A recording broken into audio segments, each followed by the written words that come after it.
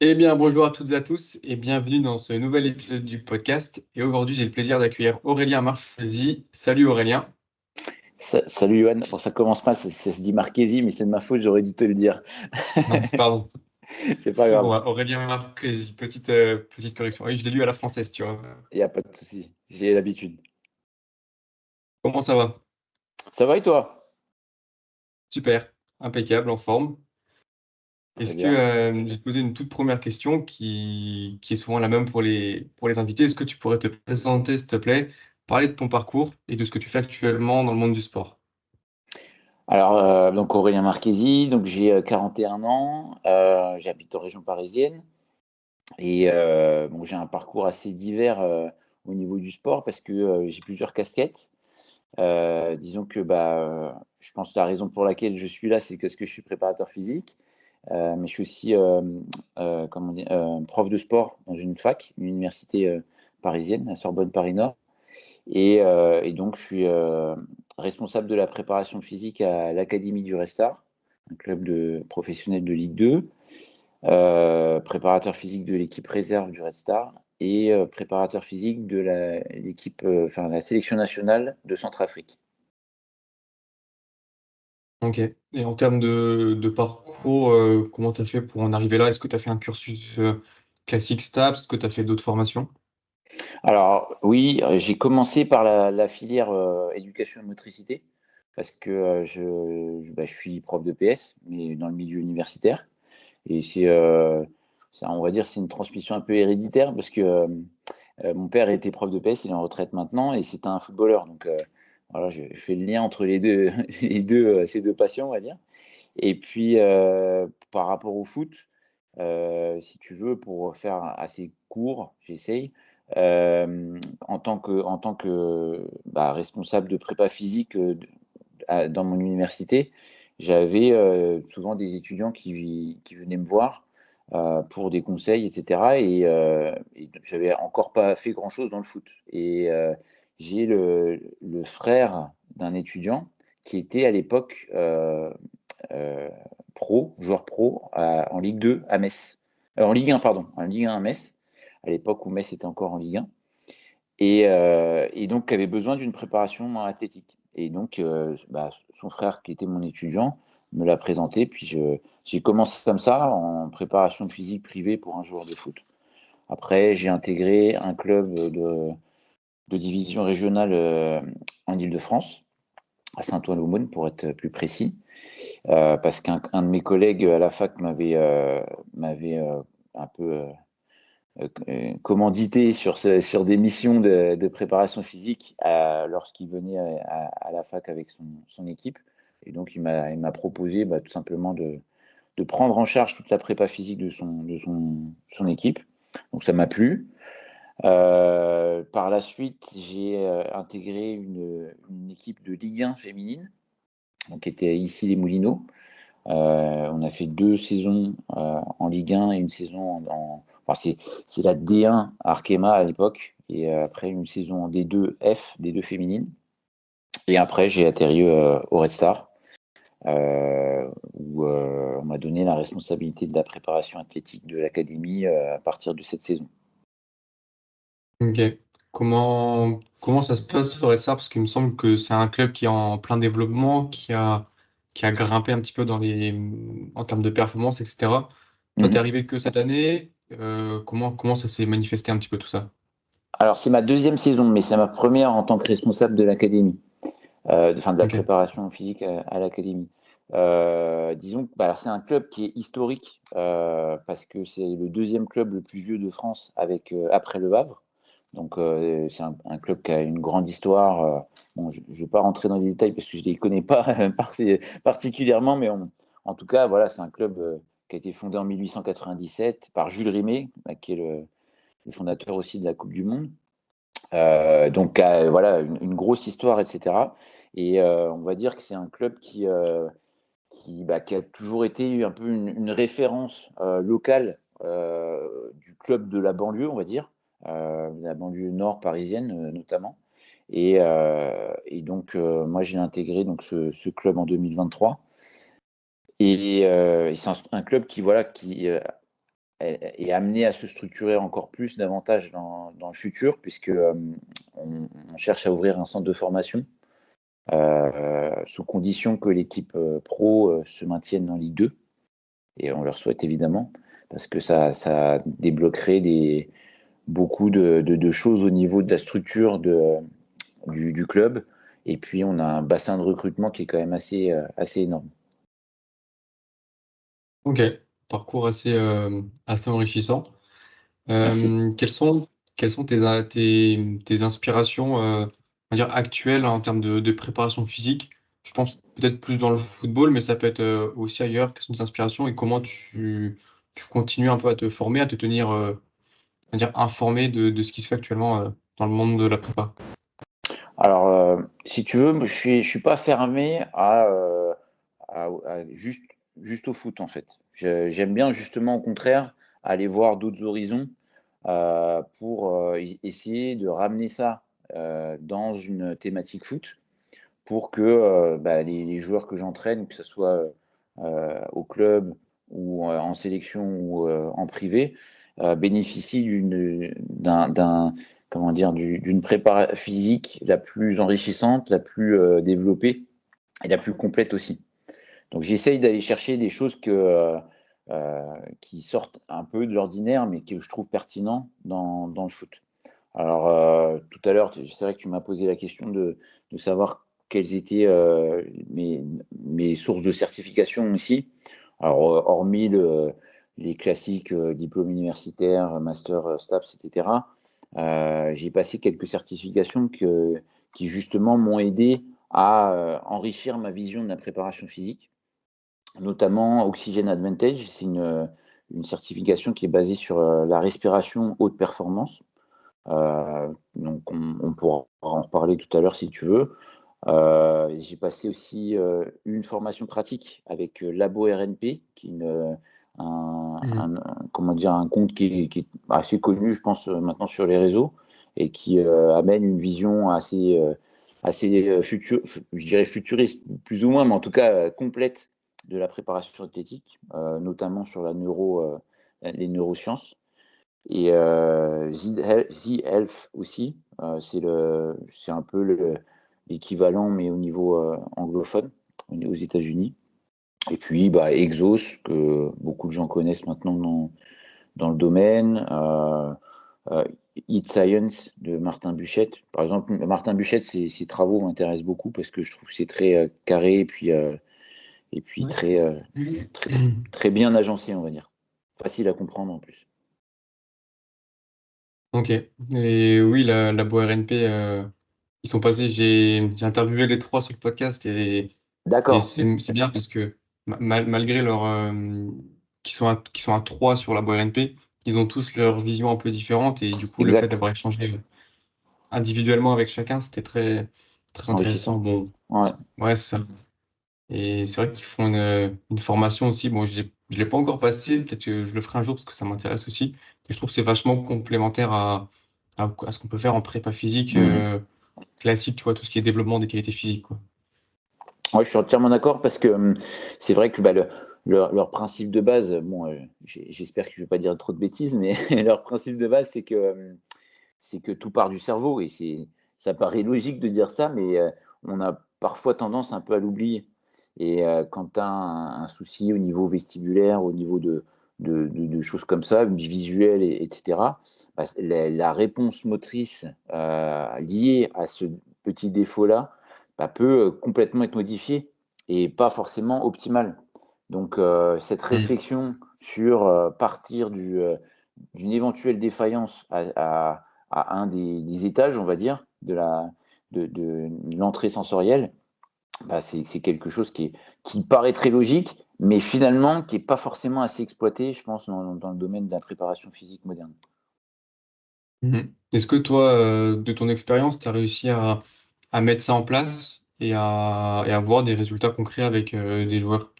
Oui, alors ça m'arrive encore d'utiliser. Alors, je t'avoue que je suis pas assez spécialiste et expert pour vraiment me prétendre être apte à proposer un bilan, et cetera. D'ailleurs, je te conseille, si vraiment si ça t'intéresse, d'aller vraiment dans une formation pratique, donc un atelier plus qu'un cours en ligne, même si leur cours en ligne est très bien fait, pour le coup, même si j'adore l'entraînement, l'apprentissage en ligne, il y a aucun problème là-dessus, mais c'est beaucoup plus parlant en vrai. Un atelier présentiel est plus intéressant dans ce cas-là. Par rapport à ta question, oui, surtout en privé, parce qu'en groupe, c'est quand même plus compliqué, en tout cas pour moi, d'appliquer ça à un groupe élargi de 25-30 joueurs. J'ai réussi à implémenter ça dans un suivi, un accompagnement avec un joueur notamment, qui avait des petits soucis au niveau vestibulaire, par exemple. Donc, et sur sa proprioception, ça l'a beaucoup aidé au niveau de la cheville, par exemple. OK. Voilà. Ouais, c'est intéressant. Mhm. On va rentrer un peu plus dans ce que tu fais actuellement. Question assez générale, mais est-ce que tu pourrais nous parler un peu de comment s'organisent, on va dire tes journées, tes semaines et qu'est-ce que tu fais de manière générale avec, les différents joueurs, les différentes équipes? Étant donné que toi, du coup, tu es responsable, du coup, tu l'as dit. Voilà, Mhm. comment tu manages un peu tout ça? Est-ce que tu coordonnes, plusieurs prépas entre eux et cetera? Alors oui, à ce niveau-là, sur le côté des responsabilités de la performance, je suis en charge d'organiser l'orientation de la préparation athlétique de l'académie. Donc, je vais donner un peu ma vision de la préparation athlétique, tout en laissant la liberté quand même relative aux préparateurs athlétiques de l'équipe, comment dire, d'adapter les contenus que je vais proposer au contexte de son équipe. Je donne un exemple. L'académie va des U15 au U20, avec les seniors également.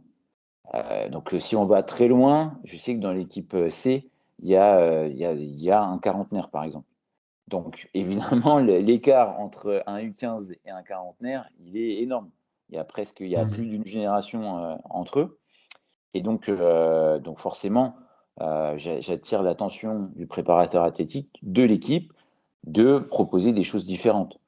Si je leur dis de faire un calibrage avec, je sais pas, cinq séquences de jeu de telle manière, peut-être que celui qui a 40 ans, qui a joué X matchs déjà dans la saison et qui a peut-être un peu plus de mal à récupérer parce qu'en plus, il travaille, il a des enfants, etc., tout ce contexte-là, il est à prendre en compte.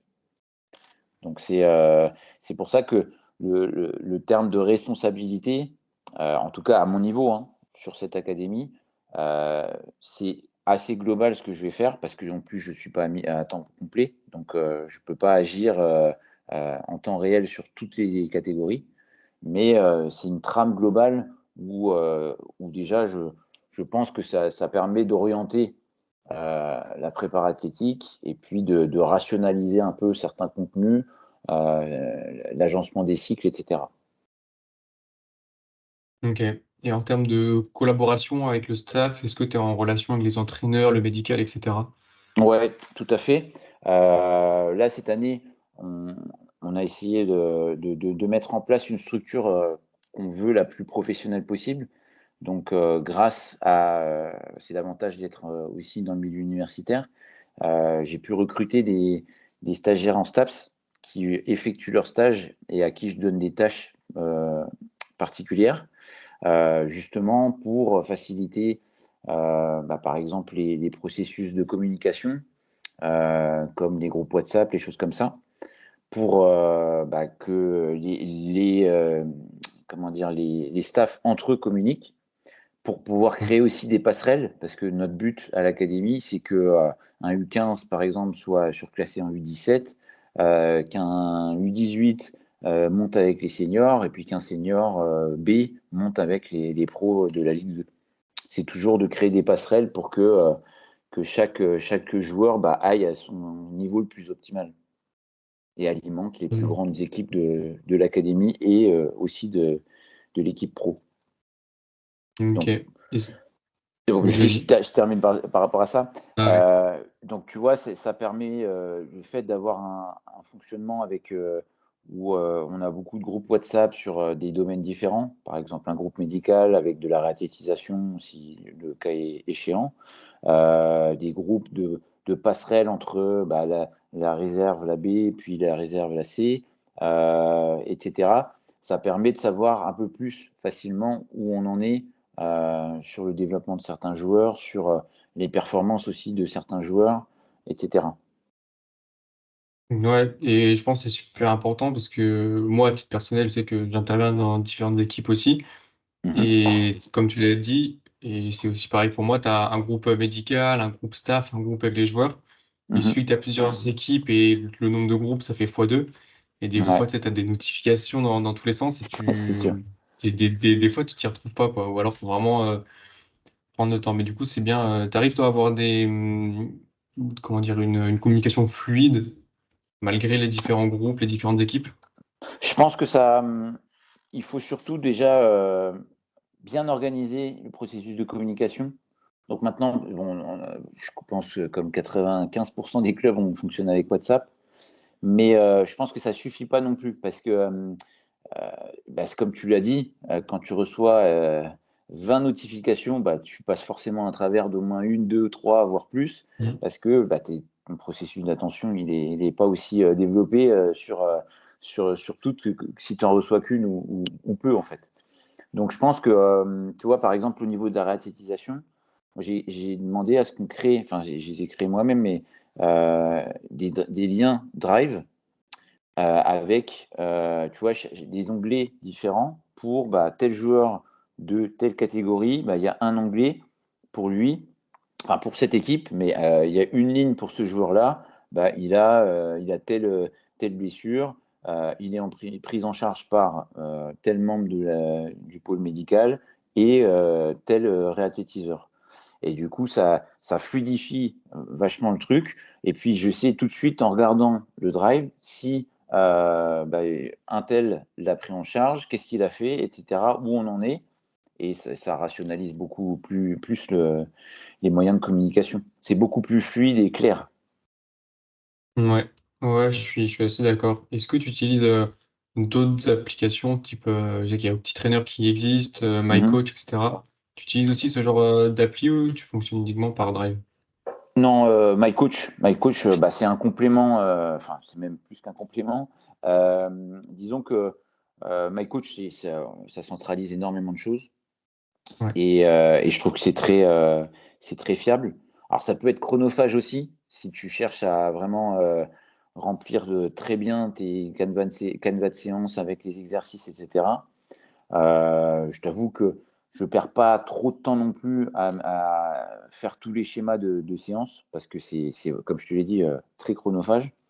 Même si, en général, ça revient quand même assez souvent le même type. Et puis, si moi, c'est ma deuxième saison, donc voilà, j'ai pas une batterie d'exercices à l'infini, donc ça m'arrive de reprendre les mêmes exercices.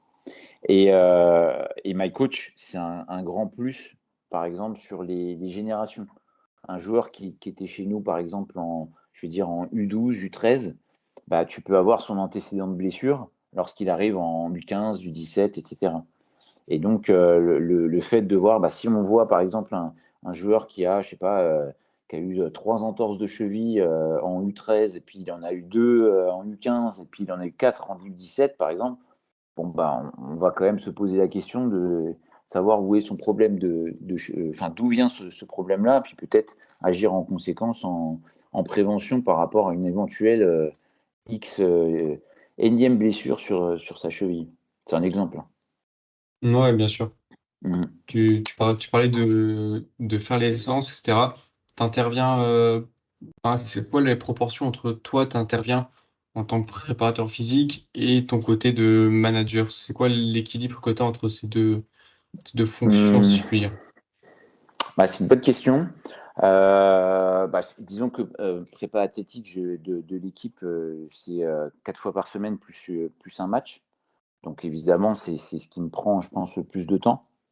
Après, pour le côté, comment dire, pédagogique, managérial de ma fonction de responsable, c'est c'est plus au cas par cas. Ça peut être, il y a des prépas que je vois pas souvent parce que déjà ils sont pas sur le lieu. Parfois je les appelle pour leur demander comment ça va, s'ils ont besoin de quoi que ce soit, même au niveau matériel, au niveau conseil ou quoi.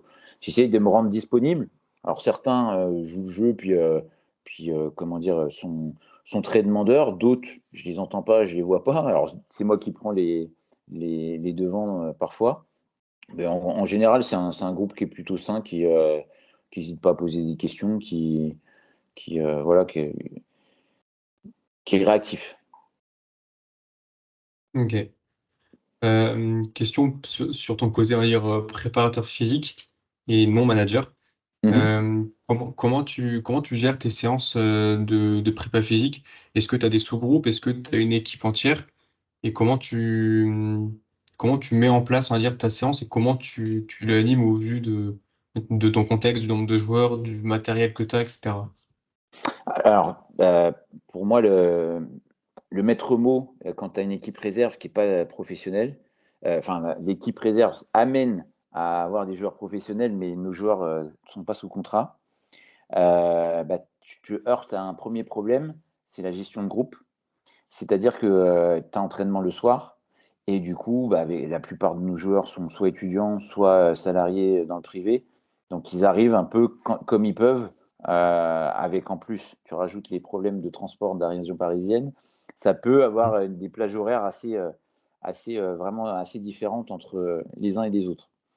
Donc c'est un premier, entre guillemets, problème à gérer, dans le sens où au niveau pédagogique et au niveau fonctionnement de la séance, tu es obligé de gérer ce côté, j'organise quelque chose pour, on va dire, 25, 26, 27 joueurs. Et puis, quand je commence la séance, je n'ai que, je sais pas, 15 ou 16 joueurs, j'en ai 10 de moins. Donc, c'est une gestion qui est scalée.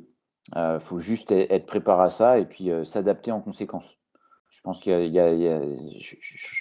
pense que ça parlera à pas mal de prépa physique de club où tu te heurtes à cette gestion de l'imprévu. Voilà. Maintenant, au niveau des sous-groupes, etc. Bon, dans les jeux, bon, quand on fait du travail complètement dissocié, évidemment, moi j'ai des groupes de VMA par exemple. Quand j'ai des groupes aussi en vitesse, parce que j'essaie de mettre, lorsqu'on fait de la vitesse aussi dissociée, j'essaie de mettre deux joueurs qui ont à peu près les mêmes qualités de vitesse pour que justement ça développe un côté compétitif entre eux. Et puis après, on fonctionne aussi souvent par poste parce que on organise des séances spécifiques attaquants. Donc parfois, il y a une partie des milieux et des défenseurs qui sont ensemble, alors que les attaquants ont une séance spécifique pour eux. Donc les efforts sont pas les mêmes. Lorsqu'on fait des situations dirigées avec de l'intégré, par exemple, au poste, des situations intermittentes au poste, des choses comme ça, là, on respecte leur poste aussi, etc. Je sais pas si j'ai bien répondu à ce que tu attendais. Si, ouais, c'est bien. Mhm. Tu travailles c'est quoi? Tu as combien de séances en salle de muscu? Combien de séances sur terrain? Ou alors est-ce que c'est les mêmes dans une même séance? Comment ça s'agence? En fait, moi, j'aime bien travailler en micro-dosing avec du pré-warm-up, c'est-à-dire avant la séance, terrain. Ils font du renforcement, des choses comme ça, quelque chose de ciblé qui va être en lien avec la séance qu'on va proposer. Et comme ça fait une petite partie déjà qui va déjà les préchauffer, on va dire, et puis qui peut combler certaines lacunes qu'ils pourraient avoir au niveau athlétique, au niveau force notamment. Donc ça, j'aime bien le faire. Donc ça varie en fonction de la séance qu'on va, euh, qu'on va faire derrière, et puis évidemment de la temporalité du cycle de la semaine. Et on a 4 séances plus un match. Donc on s'entraîne les lundis, mardis, repos le mercredi, jeudi, vendredi. Et match le dimanche en priorité. Parfois c'est le samedi, mais c'est plus souvent le dimanche. Et une présence médicale du lundi au jeudi. Donc les joueurs parfois sont invités à aller voir le corps médical pour ça soit un check-up, soit ils ont une douleur quelque part, une blessure, ils sont en réathlé, des choses comme ça. On les invite aussi à consulter et bénéficier de l'apport de nos experts médicaux sur le pôle performance. OK, ça marche, c'est intéressant et en termes de qualité physique, pour un centre enfin, pour ton équipe réserve, je pense Mhm. les âges, ils varient? Ou Ah, c'est c'est c'est quand même assez jeune, hein. C'est-à-dire que, ouais, à part deux trentenaires, on a.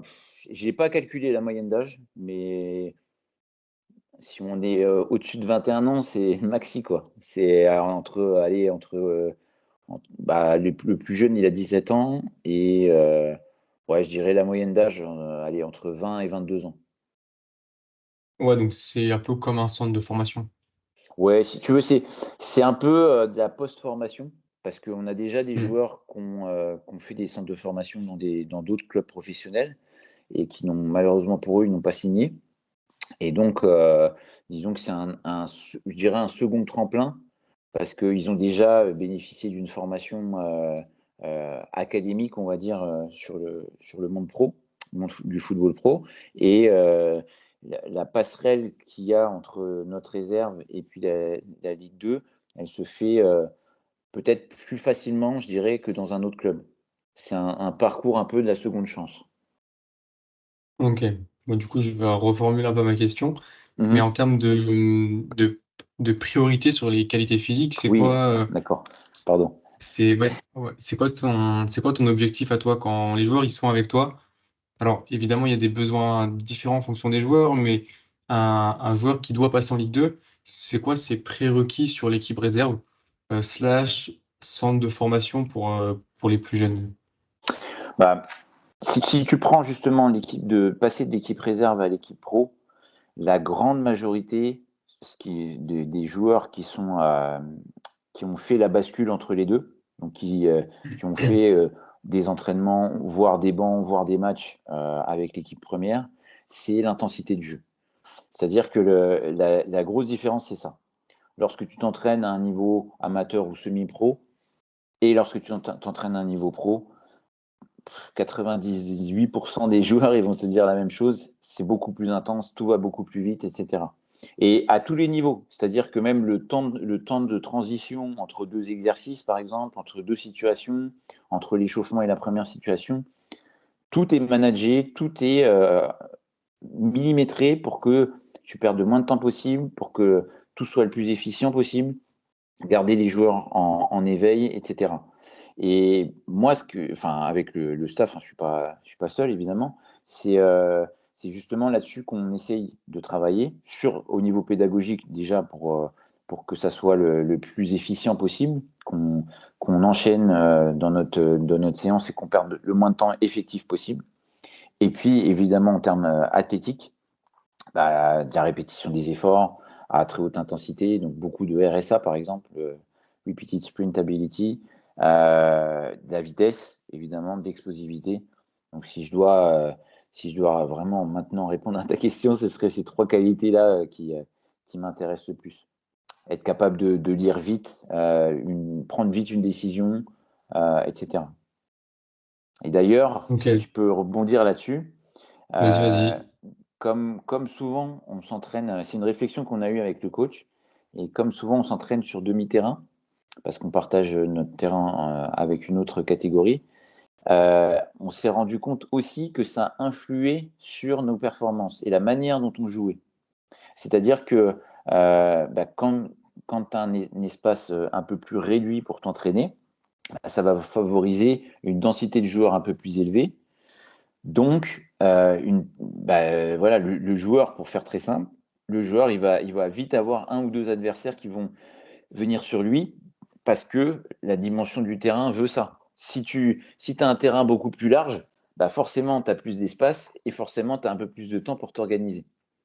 Et du coup, c'est une caractéristique, je pense, de notre jeu que de prendre vite les informations, que de renverser assez vite les situations, d'agir en transition, des choses comme ça.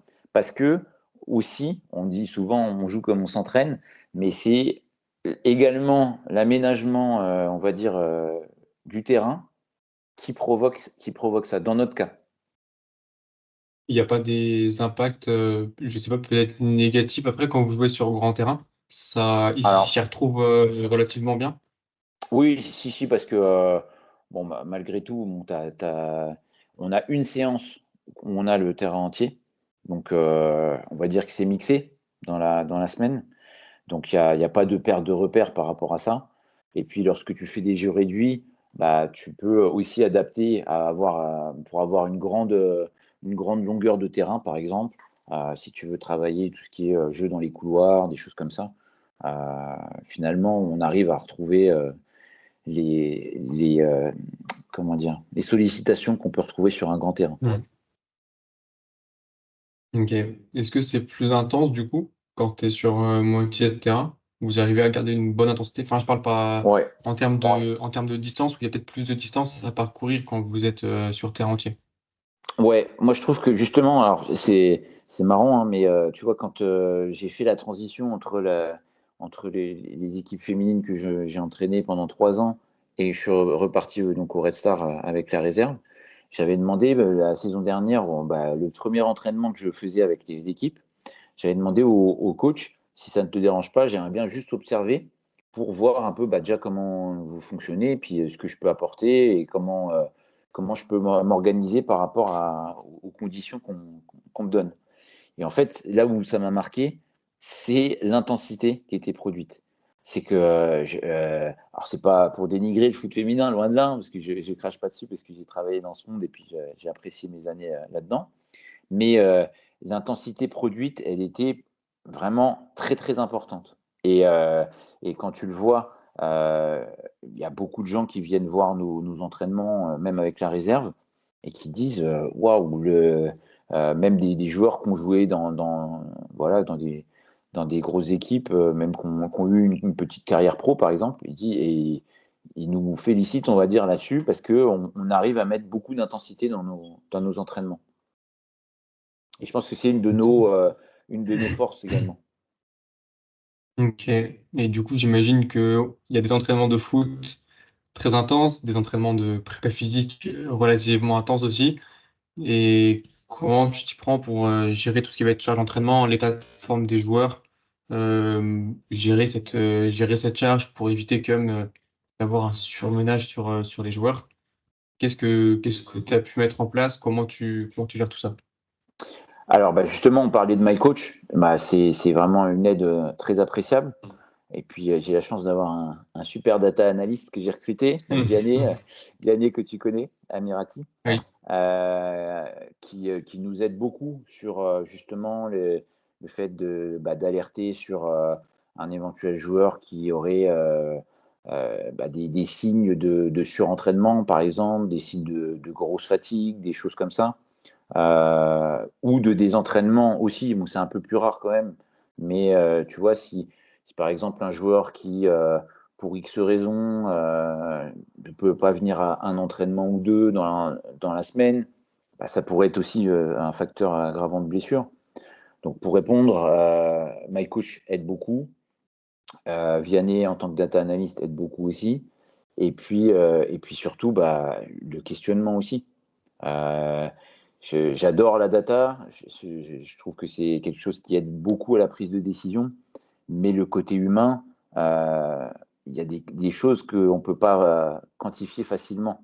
C'est-à-dire que, un joueur qui a des soucis, chez lui au niveau personnel, au niveau affectif, au niveau, professionnel pour ceux qui travaillent, et cetera, même au niveau sommeil, au niveau de plein de choses, bah, c'est pas toujours, très facile à identifier si on ne communique pas avec lui, Ouais, je donc très suis je suis important. d'accord avec ça. Et je pense que, utiliser, par exemple MyCoach qui est un très bon outil.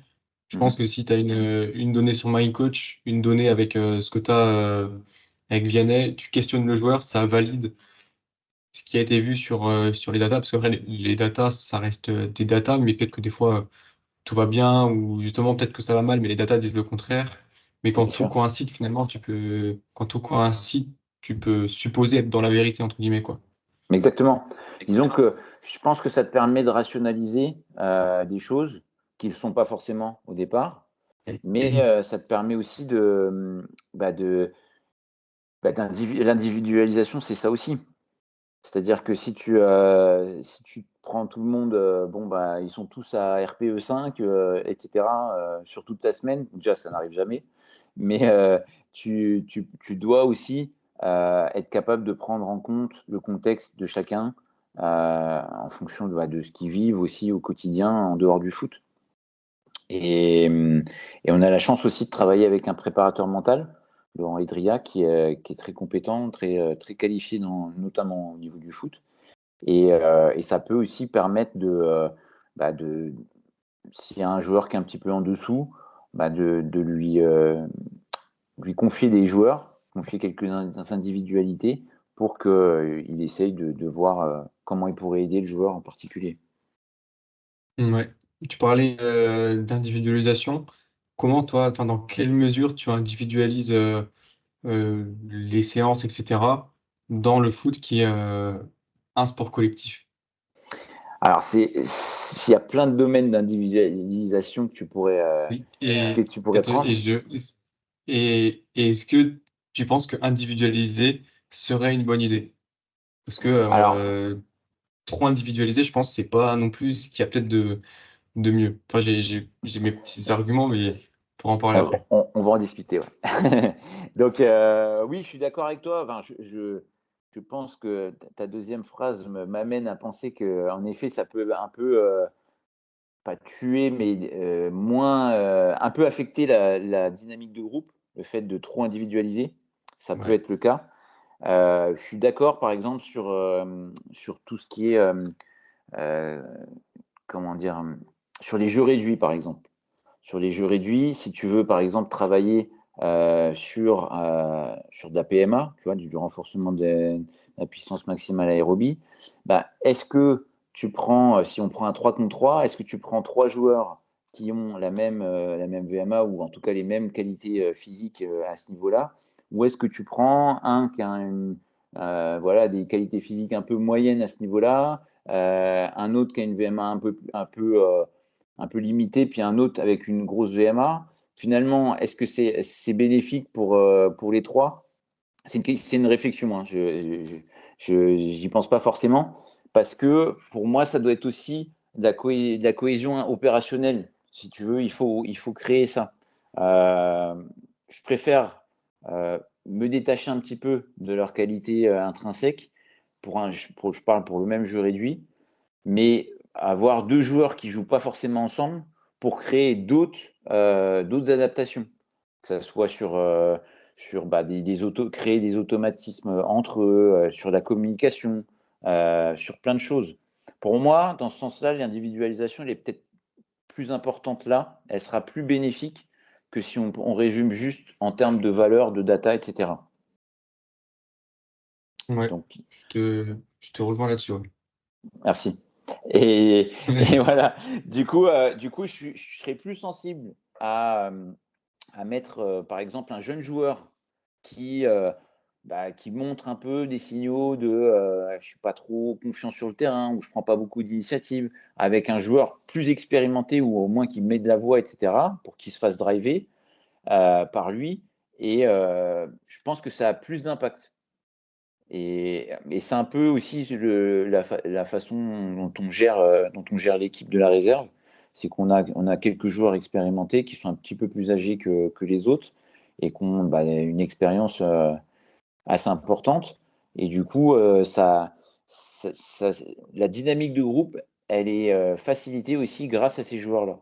Parce que je pense qu'un groupe où tu n'as que des joueurs très jeunes, je parle juste pour une réserve, une senior réserve, hein, c'est autre chose évidemment quand tu as des catégories d'âge. Mais si on avait un groupe qui était uniquement avec des joueurs de 18 à 21 ans, je pense qu'on n'aurait pas cette qualité de vestiaire, on va dire. Mm. Ouais, je te rejoins là-dessus. Et je pense qu'on, dans tous les cas, faut savoir aussi ce qu'on entend par individualiser, parce que souvent individualiser, ça sous-entend bon, bah, chacun a son programme, Mhm, mais on peut aussi donner le même programme, je sais pas, pour 10 joueurs, mhm, et rien que avoir des charges différentes ou ce genre de choses, bah, t'as déjà une petite partie d'individualisation. Et je mhm. pense que, alors c'est mon avis actuel, mais je pense que dans des sports collectifs, le mieux, enfin, je peux pas dire ça comme ça, mais voilà, la manière dont je vois les choses, ça serait de semi-individualiser, parce que déjà, tout individualiser, bah, c'est pas possible. Quand tu Ouais, es c'est tout sûr. seul, même quand tu es 2-3 pour 20-30 joueurs, Mhm. c'est pas possible. Mais on peut quand même individualiser certaines choses, certains paramètres, parce qu'évidemment, si tu fais enfin, la même chose pour tout le monde, il y a un moment donné, il va y avoir des dissonances, ça peut pas Bien sûr. fonctionner. Mais je pense quand même qu'un certain programme, une certaine séance peut convenir, pas à 100%, mais à 80%. Je vais reprendre le pourcentage de Romain Guérin que j'avais aussi reçu sur le podcast, on en Mhm. avait parlé. Il peut convenir à la plupart des personnes, et après, il y a certains paramètres que tu peux individualiser plus facilement. Et voilà, enfin, moi, c'est comme ça que je vois la chose, et je pense que c'est quelque chose qui Je est suis à peu d'accord. près faisable, et tu t'en sors. Parce que si tu t'en sors plus après, c'est chronophage, quoi. C'est sûr. Et puis si tu veux, faut pas oublier aussi que bah, la prépa physique, elle est au service du sport. Donc parfois, lorsque tu es dans une séance, bon bah, tu as prévu telle trame de séance, etc. Ça se passe comme ça. Finalement, le coach, il décide sur l'instant, hein, parfois, hein, de changer telle partie. Finalement, tu te retrouves avec X joueurs qui sont sur la touche pendant 5 minutes, le temps d'un jeu réduit, par exemple. Bah, qu'est-ce que tu fais de ces 10 joueurs-là? Est-ce que tu leur dis ah bah non, les gars, j'ai pas le temps d'individualiser, donc on fait pas de travail à Mm. côté? Tu vois, c'est ridicule. Enfin, pour moi, c'est ridicule de fonctionner comme ça Oui. alors que tu pourrais bénéficier de ces précieuses minutes, même si c'est que 5 minutes, pour faire un travail de renfort, pour faire un travail de force spécifique, par exemple, sur un thème de taureau, des choses comme ça. En fait, ce que je te disais avant, la réaction à l'imprévu, de cette façon-là, à moins d'avoir un deuxième cerveau qui te dit, bon, bah, lui, il doit prendre telle charge en tel mouvement, etc. Pour moi, c'est impossible. Si tu dois réagir à l'imprévu, si en plus tu n'as pas le matériel qu'il faut sur le terrain, que tu n'as pas sorti parce que bah, justement c'était imprévu, donc tu n'avais pas prévu de le sortir, c'est c'est ingérable. Donc Mm. Je suis... voilà. Moi, je Ouais. fonctionne beaucoup sur le côté terrain, si tu veux. Et quand j'ai des stagiaires, j'essaye de les contraindre aussi par rapport à ça. Tu vois, j'en ai un que j'ai mis en délégation sur les échauffements. Bah, parfois, je lui dis, tiens, rajoute ça. Mais je lui dis 5 minutes avant. Et je fais exprès, c'est pas pour l'embêter, mais c'est pour aussi que ça, comment dire, son raisonnement fonctionne plus rapidement, en fait. Qu'il puisse s'adapter si, le cas échéant, il était confronté à une situation pareille. Ouais, c'est ça. Et même des fois, c'est ton temps, tu vas avoir 20 minutes, on va dire, bon, bah, finalement, t'as que 10 minutes pour faire ça, bah, qu'est-ce que j'enlève? C'est ça. Et Qu'est-ce que là, j'enlève? Comment j'optimise? faut que ça tourne vite, parce que quand tu as 30 secondes ou quand tu es déjà dans ton échauffement, bah, c'est l'adaptation en permanence. Et c'est bien aussi, moi j'aime bien. Moi aussi, parce que déjà, ça fait moins robotique et Mm. ça te permet de te creuser un peu les méninges pour faire en sorte que la séance se déroule quand même bien. Et un autre exemple, le nombre de joueurs. Bah, si tu as, je sais pas, si tu as à disposition 25 joueurs et que tu avais prévu 4 équipes de 6 ou 6 équipes de 4, par exemple, bah, qu'est-ce que tu fais du 25e? Bah, après, bah, tu peux raisonner en termes justement de charge d'entraînement, tu peux raisonner en termes de combien de temps il a joué le match d'avant, est-ce que ça fait est-ce qu'il est en reprise d'activité parce qu'il était blessé longtemps avant, etc. Enfin, tu as tout un tas de filtres. Il faut réagir vite et prendre une décision. Et puis, tout en gardant le côté aussi dynamique de groupe. C'est-à-dire que si tu mets toujours le même en joueur joker, par exemple, bah, est-ce qu'il va bien le prendre? Est-ce que justement ses qualités physiques, elles vont pas un peu diminuer parce qu'il y a un peu moins d'activité? C'est toute Mm. une gestion qui rend le métier de préparateur athlétique complexe, mais aussi excitant à la fois parce que on est toujours dans un système évolutif et, euh, et qui évolue, ouais, qui est tout le temps en évolution, je dirais. Ouais, tout à fait. Et dans ce contexte où il y a beaucoup d'adaptabilité, beaucoup d'imprévus, Mhm. est-ce que tu planifies ce que tu fais sur le plan physique? Si oui, est-ce que tu planifies minutieusement? Est-ce que c'est entre guillemets, des cases assez générales? Comment, comment tu fais là-dessus? Bah, quand tu es en sport collectif, moi, tu connais ça, tu es Oui. toujours entre deux matchs. Donc, forcément, tu peux pas. Tu as très peu de jours d'entraînement où tu peux quand même mettre du volume ou de l'intensité. Donc, tu es quand même toujours dans une dynamique de charge qui doit être contrainte entre ces deux matchs. Donc, c'est surtout comment dire, ces deux temporalités qui te contraignent, pour moi, hein, dans ton choix de contenu. C'est-à-dire que, par exemple, nous, on s'entraîne, donc on joue le dimanche, on s'entraîne le lundi. Bon, ceux qui ont joué 90 minutes et plus, on a une séance beaucoup plus light pour eux.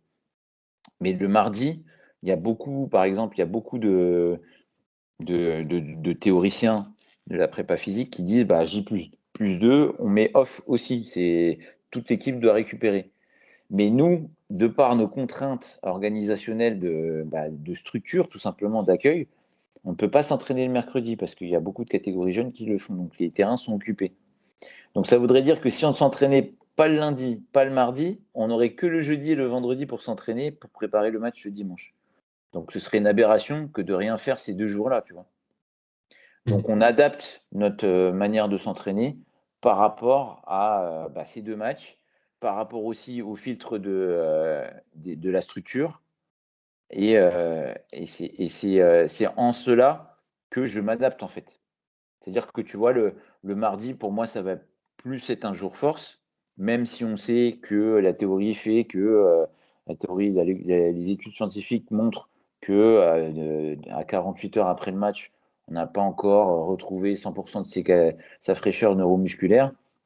Mais la réalité du terrain et la réalité de mon organisation de la semaine fait que je suis obligé de mettre ce jour de force à J+2. Donc c'est juste Oui.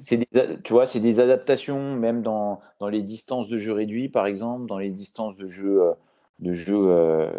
bah, je vais faire en sorte qu'on n'ait pas des grandes distances d'accélération, des grandes distances de maintien de vitesse max, par exemple, parce que là, ça pourrait avoir un impact important sur le risque de blessure. Donc, Ouais. Et tu parlais de ce que dit la science 48 heures après, etc. mhm, Mais il y a aussi des joueurs qui vont peut-être plus ou moins bien réagir à ce type d'entraînement. Et je sais qu'à titre d'exemple, j'ai fait un podcast avec Stéphane Pivre, c'était sur le tennis, mais il avait un joueur pro et lui, il réagissait très bien à la force. Alors, je mhm, sais plus si c'était le jour même ou la veille, mais il faisait de la force max peut-être 24 heures avant son match de tennis, quoi. ok, Et lui, il était en pleine forme, il se sentait super bien sur le terrain, etc. mhm. Évidemment, il va pas faire 10 séries de 3 RM Oui, c'est légers, sûr. etc. Tu vois, tu vas doser. Mais tu as des joueurs qui vont peut-être très bien réagir et d'autres moins bien. Bon, après, c'est un sport collectif, vs un sport individuel, donc c'est un peu plus compliqué. Je pense que Ouais, c'est sûr, c'est cette dimension. mais tu vois, je ne sais pas si ça te parle. J'ai le bouquin à ma gauche, The Quadrant System. Je ne sais plus l'auteur par contre, mais tu sais, un auteur qui était prépa physique en NBA, qui faisait beaucoup travailler en muscu après les matchs ses joueurs. Je pense que ça va aussi pas mal à l'encontre de plein de principes ah non, non, le jour du match, on ne fait pas de muscu, etc. Mais au final, si tu prends un autre courant de pensée de Charlie Francis avec des jours high et des jours low, donc des jours, on va dire, durs pour le système nerveux central et d'autres qui sont un peu plus cool, bah, en fait, tu es beaucoup là-dedans. Moi, je crois beaucoup à ça, par exemple, ce système d'entraînement-là, de gestion, de dynamique de la charge. je pense qu'on réagit mieux, en tout cas, mon groupe réagit mieux à des stimulations comme ça. Tu vois, un jour fort, un jour de repos parfois, un jour fort, puis un jour un peu plus cool. Et comment tu t'y prends là-dedans quand je vais prendre l'exemple de joueurs qui sont en développement, par exemple un centre de formation, Mhm. il faut passer par des séances, hautes, enfin pour développer. Ouais. Mais, par exemple, tu peux pas t'entraîner toute la semaine, tu vas avoir, je sais pas, peut-être, 4 séances dans la semaine. Qu'est-ce que tu fais pendant tes lourds lots? Déjà que tu es un petit peu en crise de temps pour faire un petit peu tout ce que tu as besoin de faire. Comment Mhm. tu fais avec, cette dynamique de charge où tu varies entre, haut et bas? Alors, bah, les jours. Bon, après, tout dépend déjà de ce que tu dois travailler. Tu vois, est-ce que c'est un jour haut en force? Est-ce que c'est un jour haut plutôt en vitesse? Pour moi, c'est ces deux qualités physiques-là que tu vas placer les jours où c'est high, quoi. Bah, qu'est-ce que tu peux mettre après, par exemple, le lendemain? Qu'est-ce que tu peux faire? Est-ce que ça va être de l'aérobie en endurance fondamentale, par exemple? Est-ce que ça va être un jour complètement off où tu demandes aux joueurs de faire attention à sa récupération par l'alimentation, par l'hydratation, par le sommeil, les classiques? Euh, il y a plein de paramètres que tu peux. Là, on parle encore d'individualisation, hein. Euh, Si je prends mon cas, j'ai des joueurs bah, qui, certains sont VTC par exemple, et donc après l'entraînement, ils vont travailler toute la nuit et puis dorment peut-être, je ne connais pas leur emploi du temps, mais peut-être de 10 heures du matin à 16 heures. Donc tu vois, la récupération dans ce cas-là, elle n'est pas du tout la même qu'un joueur qui serait dans le cadre d'études ou même qui ferait rien de sa journée, tu vois. Donc, c'est un peu pareil pour les jeunes, par exemple. Euh, on ne réagit pas tous à la même charge d'entraînement. Euh, donc, voir comment justement le joueur réagit en prenant en compte bah, ses marqueurs de fatigue, les RPE notamment. Ça peut être des questionnaires de wellness aussi, tout simplement une petite question sur WhatsApp. Bon, comment tu as récupéré de la séance? Est-ce que tu te sens bien? Est-ce que tu as des douleurs quelque part, n'hésite pas à aller solliciter le corps médical si tu as besoin, etc. Tu vois, c'est voir aussi comment réagit le joueur face à la sollicitation qu'on lui donne. Ouais, ouais.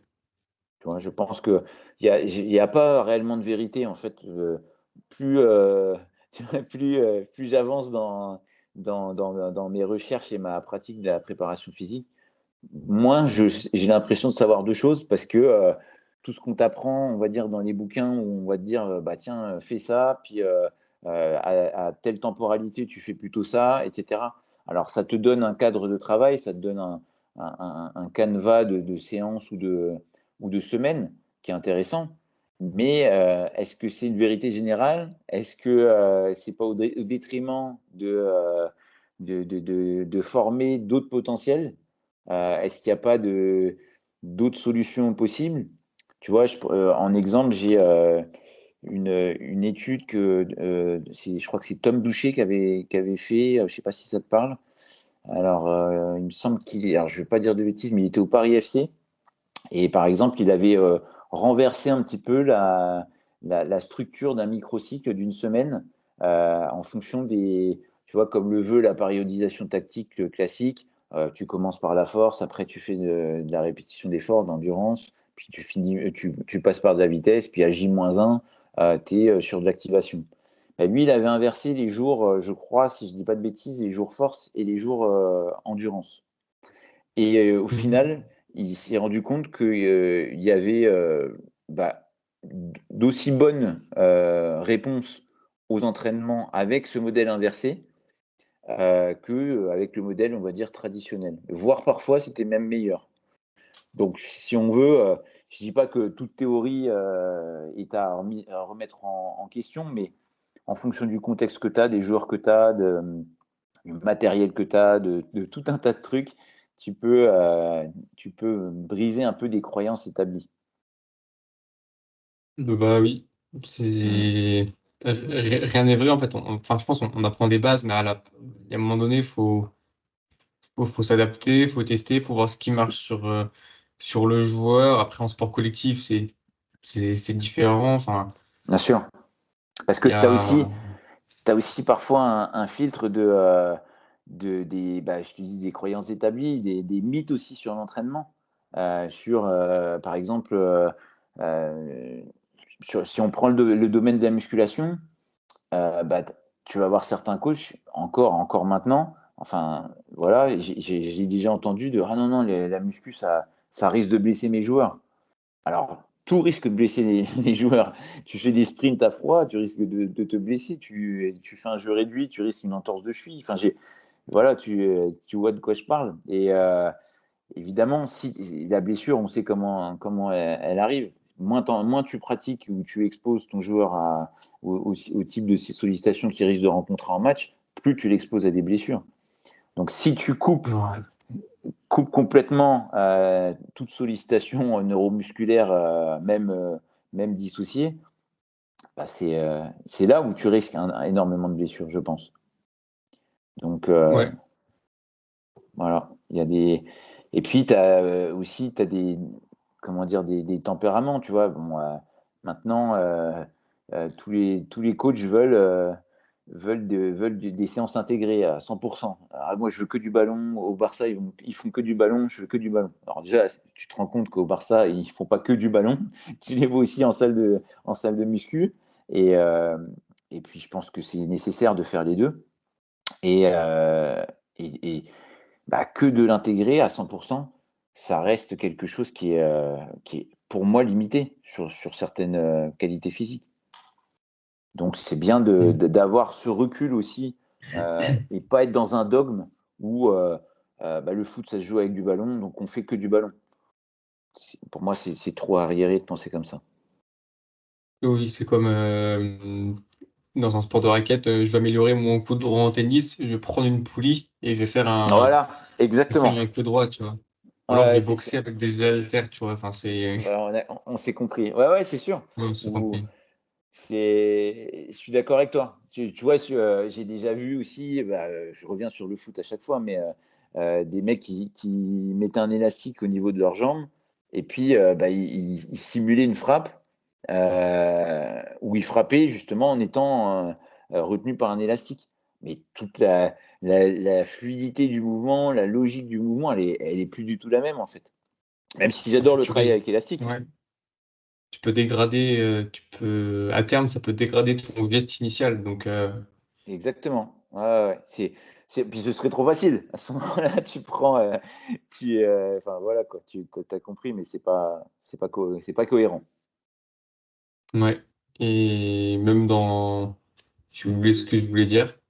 Ah, Oui, enfin, si c'est bon. Quand tu connais rien, ça peut paraître logique. Toi, tu connais oui, rien, tu dis, bon, bah, je vais faire la même chose, je hmm, vais mettre plus lourd ou surcharger, je serai un peu plus fort après. Quand tu connais rien à la physique, tu dis, c'est logique. Mais bon, je pense que c'est aussi notre rôle à nous d'aiguiller après, enfin, d'éduquer les sportifs là-dedans, quoi. bien sûr. Alors par exemple, tu vois, alors, je vais me contredire et ça ira aussi dans le sens que je te disais avant. Par exemple, sur le travail de la touche en foot, parce qu'on sait que maintenant les coups de pied arrêtés, et donc, alors, même si c'est pas au pied, hein, mais c'est une phase arrêtée, la touche, c'est quelque chose qui, selon moi, est sous-exploité. On marque énormément sur des phases arrêtées, corner, coup franc, penalty évidemment. Donc pourquoi pas utiliser la touche comme un moyen de faire un centre directement dans la surface. On en voit à très haut niveau des mecs qui arrivent à atteindre la surface. Et pour le Mm. coup, là, moi, j'avais pris un modèle, enfin, j'avais créé un modèle très, très analytique du mouvement de la touche avec du pullover en muscu et créé un contraste de charge avec ce mouvement-là qui se transférait très bien sur le terrain parce que j'avais fait gagner 10-12% c'était à l'époque où j'étais en féminine, à des joueuses qui faisaient régulièrement les touches. Donc, si tu gagnes comme ça, même si c'est le mouvement il est exactement le même en musculation que on va dire, la vraie vie, là, c'est un peu l'antithèse de ce qu'on a dit avant. Mais ça peut arriver dans certains cas.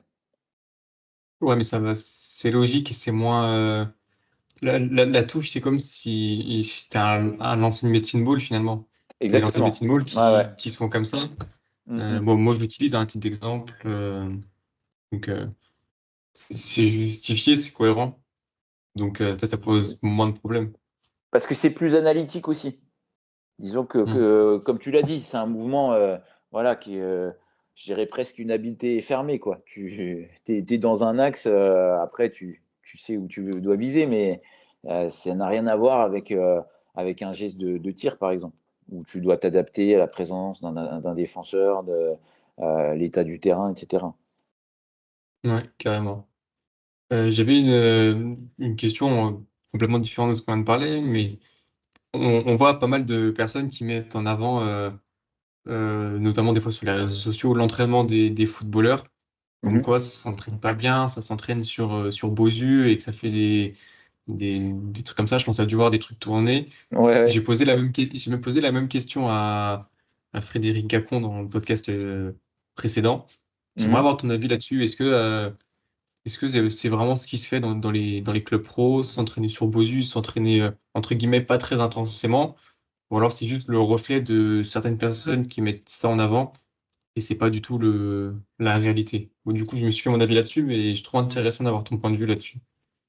Alors déjà, si on part sur les surfaces instables, pour moi, je les utilise jamais parce que tout simplement, hein, je vais te dire un truc qui va être que tu as vu aussi sûrement plein de fois sur les réseaux. euh, tu joues pas au foot sur une surface instable. Même si le terrain est Mhm. gras, etc. Bon, même maintenant, si le terrain est trop gras, souvent il est pas praticable. Tu es toujours sur une surface qui renvoie. Le sable, c'est différent, mais là, on parle du foot sur herbe ou sur synthé. Donc, le principe même, si tu veux produire de la force sur une surface instable, bah, forcément, lorsque tu es sur une surface instable, tu vas amener un message à ton cerveau comme quoi bah, tu es dans une situation instable. Qu'est-ce que je vais, et là je fais un clin d'œil à la BORNP, qu'est-ce que j'envoie comme message à mon cerveau?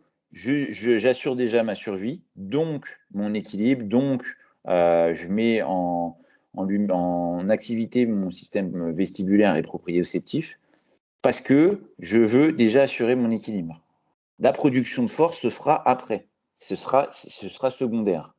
Or, si tu veux, bah, par exemple, faire une frappe ou une transversale ou ce que tu veux sur un terrain et donc émettre un certain taux de force, bah, si tu es sur une surface instable, bah, tu ne pourras pas produire la même force.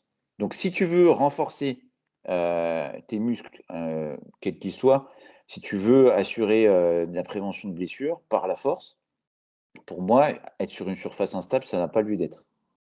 C'est mon point de vue, ça se discute.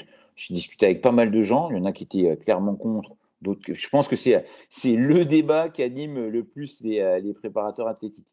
Et pour l'instant, j'ai pas réellement de comment dire j'ai pas rencontré réellement de prépa athlétique, quel que soit le niveau, qui m'ait convaincu d'utiliser des beaux jus.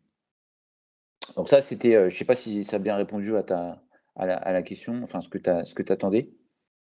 Oui, oui, oui. Enfin, c'était une question assez générale, avoir ton avis là-dessus, quoi. Ouais, Et deuxième partie de question sur le fait que ça s'entraîne pas dur. Je mets vraiment des guillemets parce que ouais. Alors, voilà. c'est pareil, tu vois, il y a aussi une question de contexte. Quand tu vois une vidéo Instagram complètement hors contexte, tu sais pas du tout quelle est la place de la séance qui est proposée Ouais. euh, en fonction du cycle, en fonction du jour d'entraînement, en fonction de la fatigue du joueur, en fonction de ses capacités, etc. Comment tu peux être capable de juger une séance? Alors, si tu juges la séance et que tu dis, alors si, par exemple, je ne sais pas, tiens, ils font des squats à 20 kilos, 20 kilos de charge, mais si c'est un jour où tu fais ci, où tu fais ça, où tu as eu ça avant, où ce jour-là, il revient d'une gêne, etc., bon, tu peux peut-être critiquer parce que tu mets des conditions. Mais si, sans connaître le contexte, tu te permets de juger ce que un mec qui a une expérience, etc., très longue, et puis qui est dans un club très réputé fait. Moi, je le ferai pas parce que j'ai pas la prétention de tout connaître, tout savoir, etc. Et pareil, ça revient un petit peu à ce qu'on disait avant sur le fait des croyances établies. En fait, lorsque tu juges une situation comme ça sans contexte, c'est que déjà, toi, dans ta tête, tu te dis ah ouais, mais attends, pour développer ça, il faut pas faire ça, ou il faut faire ci, ou faut faire ça, etc. Mais si t'as pas, si tu juges avec ce filtre-là, mais sans savoir le contexte, bah, c'est biaisé d'avance en fait. Pour moi, c'est ça. Mmh. Après, j'ai vu un peu de tout, si tu veux. J'ai vu des fois des séances où c'est vrai qu'il n'y avait pas beaucoup d'intensité. J'ai vu des séances où il y en avait beaucoup, à haut niveau. Il y a à peu près de tout. Je ne pourrais pas me permettre de juger quelqu'un ou quelconque joueur sans connaître le contexte. Moi, c'est le contexte qui prime, réellement. Mmh. Ouais, je suis d'accord avec ça. Tu vois, par exemple, je vais reprendre quelque chose, comment dire, les méthodes d'entraînement du Barça. Je ne sais pas si tu as vu passer quelques vidéos où. Ah, je ne te vois plus. C'est bon? Là, je vois plus que ton logo. Ah, J'ai pas de problème de Wi-Fi. tu m'entends toujours? Je t'entends, mais je te vois plus. Bon, après, je peux continuer à parler, hein. Ouais, ouais, vas-y, qu'on continue. Moi, je te vois bien, donc Ok. Donc, je te disais, en fait, par rapport au. Je pense que tu as déjà dû voir passer ces vidéos-là. On voyait, par exemple, Jules Koundé, latéral droit du Barça, qui avait un travail avec de l'iso inertiel en tirage, il faisait une espèce de fente arrière et puis il tirait sur la machine iso inertielle. Et puis, il devait se retourner en même temps et renvoyer un ballon qui lui était donné de l'arrière.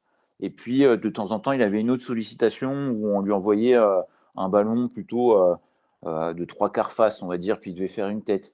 Et, euh, et en fait, il y a tout un tas de gens sur les réseaux qui disaient mais vous avez vu ce qu'ils font en prépa physique football? Alors déjà, ils généralisent comme si le Barça, c'était uniquement la référence à suivre, etc. La prépa physique football, c'était cette vidéo. Et donc, ça a alerté beaucoup de gens. En fait, les gens, ils se sont tout de suite dit, les footballeurs savent pas s'entraîner. Tu vois, c'était, encore une fois, je mets dans les cases, prépa physique, football, je vois cette vidéo-là, en gros, c'est de la merde. Et en fait, quand tu vas beaucoup plus loin, bah, il s'avère que c'est très réfléchi ce qu'ils faisaient, dans le sens où c'était, on va dire, de la prépa physique, euh, comment, teintée de neurosciences, on va dire, dans le sens où il réalisait donc une sollicitation musculaire avec une sollicitation attentionnelle et de traitement de l'info, avec en plus quelque chose de technique parce qu'il avait un ballon à renvoyer, etc. Et c'est prouvé que maintenant, lorsque tu as une surcharge informationnelle et attentionnelle, tu as un risque de blessure plus accru. Donc, d'où l'intérêt, lorsque tu crées des situations où tu as des tâches perceptivo-cognitives et motrices en même temps, très complexes, bah, il semblerait, d'après les études scientifiques récentes, que ça contribue justement à une meilleure prévention des blessures. Donc, d'où l'intérêt d'associer une tâche motrice déjà complexe, parce que son mouvement il était complexe et puis ça avait l'air d'être un mouvement difficile, ça se voyait que c'était dur pour lui, à une tâche cognitive, une tâche complexe, etc. Et, OK. et tu vois, par exemple, un autre exemple, ça peut être, et ça, c'est quelque chose sur lequel je vais vraiment me documenter prochainement parce que j'ai envie de le mettre dans nos contenus de séance, c'est euh, du brain training, tu vois, entraînement du cerveau, mais dans les tâches motrices. Parce que je pense qu'il faut toujours ramener au contexte de l'activité. Donc, ça peut être tout simplement donner une addition, enfin une ligne de calcul pendant une tâche de 1 contre 1, par exemple, ou pendant la réalisation d'un exercice de finition devant le but. Et tu demandes le résultat au joueur. Parce que le joueur, il va devoir traiter l'information par la situation elle-même, c'est-à-dire que le ballon vient de la droite, il y a du vent, le gardien est placé de telle manière, le défenseur de telle manière, il m'envoie tel signal, etc. Qu'est-ce que je fais pour traiter cette information-là, mais en même temps, j'ai une information digne d'un calcul scientifique à résoudre, et qu'est-ce que j'en fais? Comment je traite cette information-là? Et plus tu vas contraindre le joueur dans une situation de chaos, CHAOS, plus tu vas le rendre déjà plus propice à élargir son champ d'action, ses domaines de réponse motrice, et plus tu vas, à mon sens, le préparer à des situations aussi d'imprévu. Donc, Ouais, OK. tu vois, je pense que c'est comme un peu comme les fit light aussi, tu vois, ou tout ce qui est travail attentionnel, travail de traitement de l'info associé à une tâche motrice. Je pense que c'est des choses sur lesquelles on commence déjà à travailler, mais qui vont prendre aussi de l'ampleur plus tard, encore plus. Tu sais si ça se fait, davantage dans d'autres pays, dans d'autres cultures? Bah, en Espagne, donc au Barça, c'est très en vogue. Alors je sais pas OK. si c'est juste leur club ou si c'est un peu, entre guillemets «généralisé», mais pour l'instant, dans le foot, je l'ai vu que chez eux. Peut-être aussi OK. au Bayern Munich, parce que je crois ils avaient des méthodes qui étaient un peu similaires, enfin en tout cas, qui s'en rapprochaient. OK, ça marche. Pour les autres sports, je ne sais pas.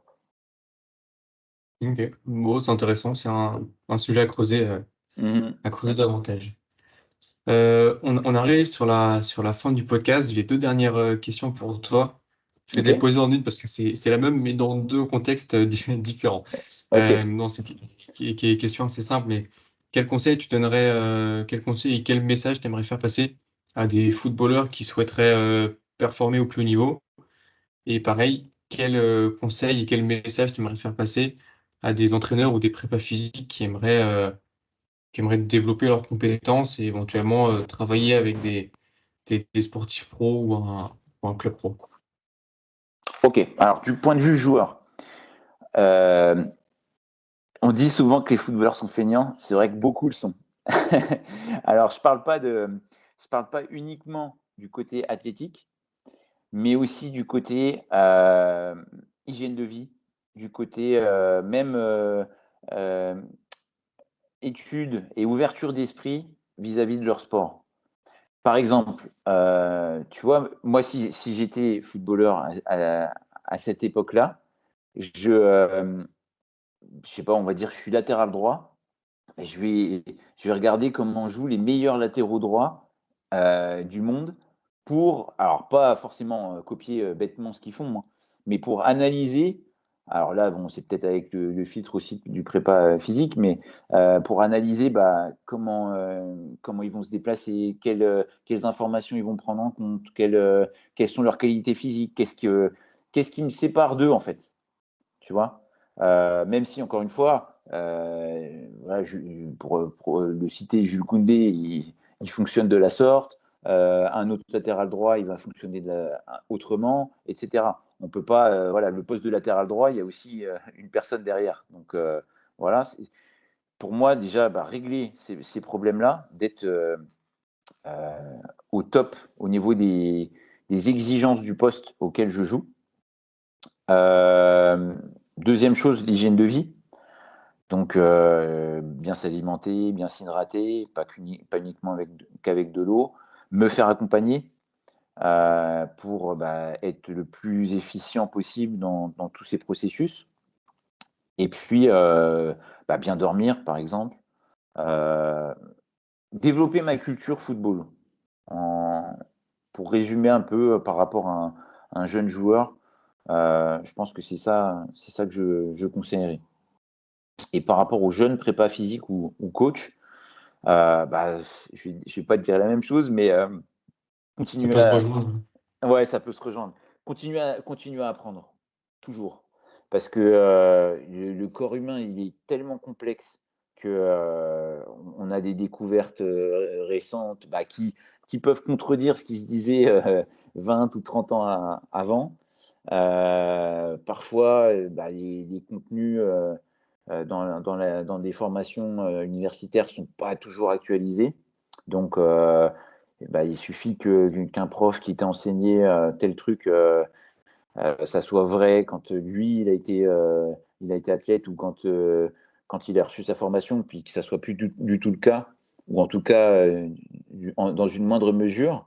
Je pense par exemple à l'acide lactique. Il y a Tu sais, encore. je pensais à la même Tu penses chose. que c'est ça, bah, tu vois. J'ai pensé à Didier Ress, Selective Et Lactate, bah et j'ai voilà, pensé à tu la même vois. chose. C'est symptomatique, je pense, déjà du manque de recul sur la- les études scientifiques récentes, Mm. du manque de mise à niveau de ses connaissances.